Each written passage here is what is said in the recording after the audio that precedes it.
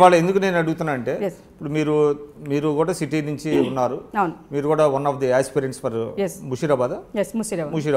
Suppose రేపొద్దున తెలుగుదేశంతో పొత్తు పెట్టుకున్నారు అనుకోండి, కొన్ని నియోజకవర్గాలు మీరు ఏదైతే ఆశిస్తున్నారో అంటే మొదటి నుంచి కాంగ్రెస్కి పనిచేస్తా, ముఖ్యంగా ఈ 4 ఏళ్ల నుంచి చాలా అగ్రెసివ్గా మీరు ఫోర్ ఫ్రంట్లో ఉన్నారు, బాగా పనిచేస్తున్నారు.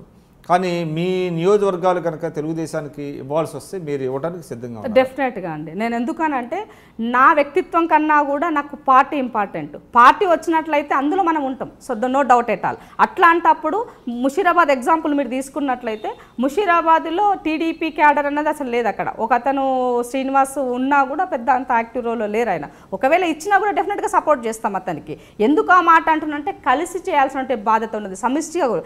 అందుకన్నా ఫస్ట్ నుంచి అదే చెప్తున్నా, వ్యక్తి ప్రయోజనం కన్నా సమాజం యొక్క శ్రేయస్ ఇంపార్టెంట్. ఆ దిశగా మనం పనిచేయాల్సిన అవసరం ఉంది. ఇవాళ కాకపోతే రేపు కలిసి వస్తుంది. అధికారం వస్తే మనం అందులో ఉంటాము, డెఫినెట్గా ఏదో ఒక దాంట్లో ఉంటాము. ఏదో ఒకటి వస్తుంది, ఎమ్మెల్సీ వస్తుందో లేదా నామినేటెడ్ పొజిషన్ వస్తుందో ఏదో ఒక దాంట్లో మనం ఉంటాము. సో అంతా పదవుల కోసమే, అధికారం కోసమే లేదు. తెలంగాణ ఉద్యమం చేసింది మాకేదో వస్తుంది, తెలంగాణ ఉద్యమం చేయలేదు, సమాజం బాగుపడుతుందని ఉద్యమం చేసినాం. ఇవాళ కాంగ్రెస్లోకి వచ్చినాం. నేను అసలు నాకు బేసిక్గా పొలిటికల్గా నా పుట్టినప్పటి నుంచి కూడా నేను పొలిటికల్గా వస్తానని అనుకోలేదు.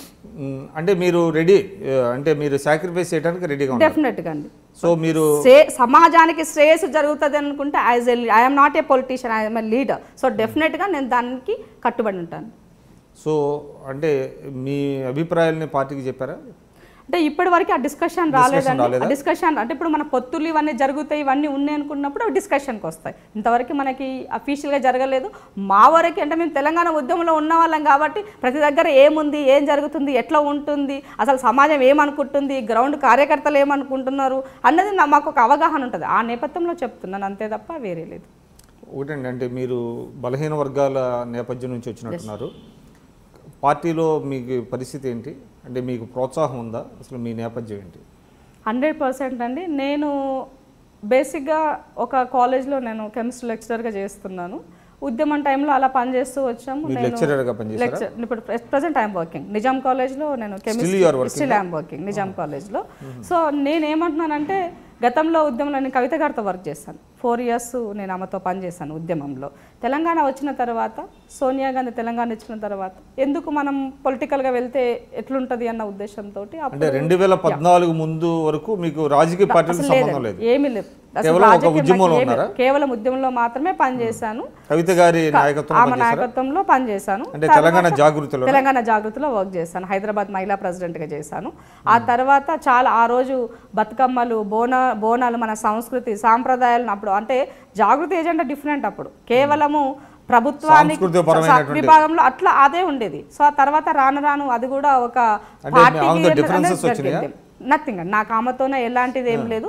తెలంగాణ వచ్చిన తర్వాత తెలంగాణ ఇచ్చినటువంటి పార్టీగా సోనియమ్మ ఇచ్చిందన్న ఒక్క కాస్ట్ తోటే మేమంతా కూడా, మేము శ్రవణన్న, అద్దంకి దయాకర్, మేమందరం కలిసి అప్పుడు ఆ రోజు కాంగ్రెస్ పార్టీలో చేరడం జరిగింది తప్ప అంతకు మించి ఆమెతో నాకు ఎలాంటి విభేదాలు లేవు. కాకపోతే అంశాల వారీగా మాత్రం ఏదైనా ఉంటే డిస్కస్ చేసేదాన్ని. అక్క ఇది ఇట్లా ఉంటే బాగుంటుంది, ఇట్లా చేస్తే బాగుంటుంది, అట్లా అంతవరకే తప్ప ఆమె దగ్గర మాకు అంటే ఆమె వినేది ఆమె ఏదైనా చేయాలనుకుంటే కూడా పట్టుదలతోనో గట్టిగా కాంగ్రెస్ పార్టీ అంటే సోనియా గాంధీ గారు ఇచ్చారని కాంగ్రెస్ పార్టీ తెలంగాణ ఇచ్చిందన్న ఒకే కారణంతో మేము కాంగ్రెస్ ఎట్లాంటిది నాకు వ్యక్తిగత నేను అడగను కూడా అడగలేదు ఎక్కడ కూడా ఆమెను. మనం అడగని దాన్ని శ్రావణ్ కానివ్వండి, దయాకర్ కానివ్వండి, వీళ్ళందరూ కూడా అంటే శ్రావణ్ అన్న వాళ్ళు డిఫరెంట్. వాళ్ళు డైరెక్ట్ గా పార్టీలో పనిచేశారు కాబట్టి వాళ్ళది డిఫరెంట్. వాళ్ళు ఉద్యోగంలో పనిచేసిన అట్లాంటి వాళ్ళ తెలంగాణ నిజంగా బంగారు తెలంగాణ జరగాలి అని అనుకుంటే అలాంటి వ్యక్తులు ఉంటే బాగుండేది, నిజంగా సొసైటీకి మంచి జరిగేది. కానీ కేసీఆర్ ఆధ్వర్యంలో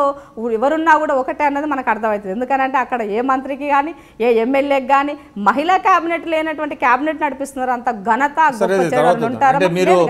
మీరు జాగృతిలో పనిచేసిన తర్వాత కాంగ్రెస్ పార్టీలోకి వచ్చారు? జాగృతిలో చేసిన తర్వాత నేను కాంగ్రెస్ పార్టీలో జాయిన్ అయిన డే నుంచి స్టిల్ ఈ రోజు వరకు కూడా I mean active role in the Congress party. ఎందుకు ఆ మాట అంటున్నానంటే ఇచ్చిన తర్వాత నాకు స్పోక్ పర్సన్గా ఇచ్చారు. ఆ స్పోక్ పర్సన్ తర్వాత సెకండ్ టైం స్పోక్ పర్సన్ ఇచ్చారు, పర్మనెంట్ ఇన్వైటీ ఇచ్చారు. పార్టీలో ఏ ఎట్లాంటి కమిటీలు వేసినా కూడా, డిమానిటేషన్ కమిటీ వేసినా కూడా ఇన్ఛార్జ్ ఇచ్చారు, నల్గొండ జిల్లాకి ఇన్ఛార్జ్ ఇచ్చారు, తర్వాత ట్రైనింగ్ కమిటీ ఇన్ఛార్జ్ ఇచ్చారు, నాకు నిజామాబాద్ ఇన్ఛార్జ్ ఇచ్చారు. అట్లా ఏ కమిటీ చేసినా కూడా, ఇవాళ బీసీ ఎంపవర్మెంట్ కమిటీ ఇచ్చారు, దాంట్లో I'm one of the member. Key role sub కమిటీలు వేస్తే ఒక 3 సబ్ కమిటీలో నేను మెంబర్. మీరు చూస్తున్నారు ఐ డ్రీమ్ న్యూస్ని. మీరు చూస్తున్నది ఐ డ్రీమ్ న్యూస్. అంటే కళలని నిజం చేస్తూ ప్రజలకి నిజాలని కళల ద్వారా తీసుకొచ్చే ఐ డ్రీమ్కి మై బెస్ట్ విషెస్. మీరు చూస్తున్నది ఐ డ్రీమ్ న్యూస్. మీరు చూస్తున్నారు I dream channel. For more videos please subscribe I dream. మరిన్ని వీడియోల కోసం ఐ డ్రీమ్ని సబ్స్క్రైబ్ చేయండి. Please subscribe I dream. And I am very much satisfied with the way interview went on.